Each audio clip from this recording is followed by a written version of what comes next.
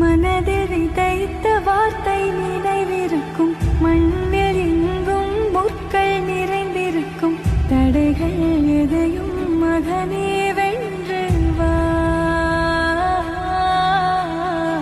தலையே நிமிர்ந்து பகையை